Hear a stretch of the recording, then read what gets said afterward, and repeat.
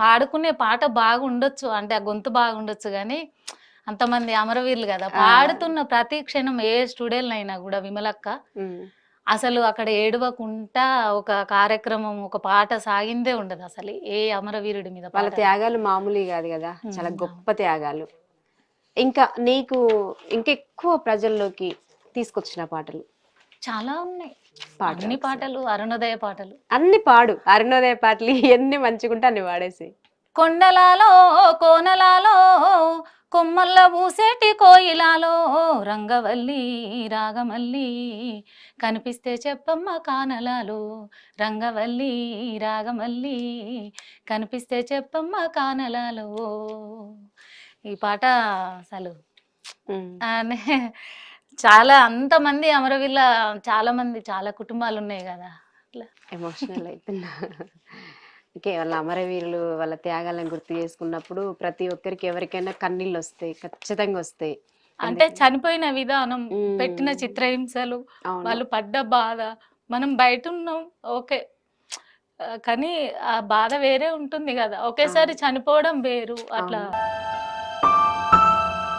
అవును. అవును. చనిపోవడం వేరు. అది మళ్ళా మనతో కలిసి కలిసి ఉండి చనిపోవడము, మన కళ్ళ ముందు ఒక గావచ్చు క్షణం ఏం జరుగుతుంది అని తెలవదు. అనిపిచ్చేది అంతే. అంతే ఉంటది. ఆ బాధ అంతే ఉంటది. వాళ్ళ త్యాగాలు మామూలు త్యాగాలు గాదు. చాలా గొప్ప త్యాగాలు వాళ్ళు.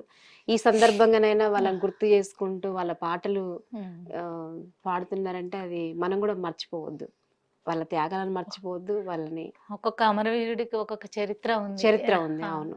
వాళ్ళు మనకు డైరెక్ట్ పరిచయం లేకపోయినా ఆ ఎన్‌కౌంటర్ ద్వారా వాళ్ళ చరిత్ర బయటకొచ్చేది. అవును. అవును. వాళ్ళ జీవన విధానం బయటకొచ్చేది. అప్పుడు వాళ్ళ కుటుంబాలు బయటకొచ్చేవి. హ్మ్. అప్పుడు చూసినప్పుడు అనిపిచ్చేది. అంత బాధ అంత పెయిన్‌ఫుల్‌గా ఉండేది. అవును. ఒక్కొక్క పాట అట్లా.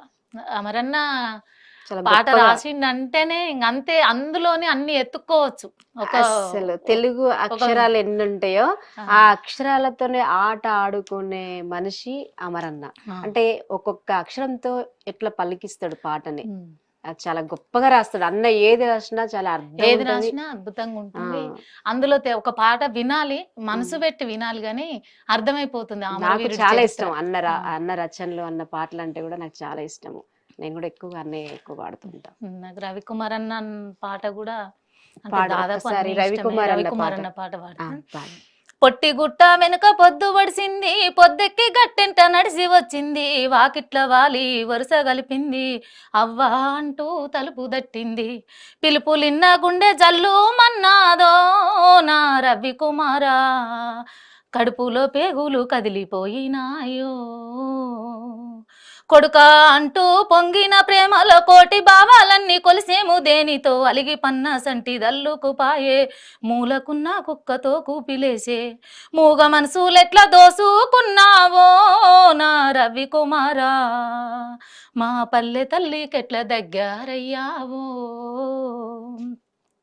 ఏ తల్లి గన్నదో పెంచెనో బిడ్డ, ఏది నీదిగాక పెరిగితివయ్యా, బుద్ధి జ్ఞానాలెన్నో నేర్చితివయ్యా, వెన్ను చూపని త్యాగం అబ్బినాదయ్యా, ఇందూరే నీకు బంధువయ్యినా నా రవికుమారా, కరీంనగరు కన్న తల్లై సాకిందా, పొట్టి గుట్ట వెనుక పొద్దు ఒడిసింది, పొద్దెక్కి గట్లెంట నడిసి వచ్చింది, వాకిట్లో వాలి వరుస గలిపింది, అవ్వా అంటూ తలుపు దట్టింది, పిలుపులిన్న గుండె జల్లు మన్నాదో నా రవికుమారా, కడుపులో పేగులు కదిలిపోయినాయో. అస్సలు ఏడిపిస్తున్నావురా పాటలతోనే. చాలా గుండె బరువెక్కుతుంది ఆ పాటలు వింటుంటే. వాళ్ళ త్యాగాలు, వాళ్ళ ఒక్కొక్కరి ఈ అమరవీరుడు వాళ్ళ చరిత్ర అంతా ఒక్కొక్క పాటల్లో వచ్చేస్తుంది.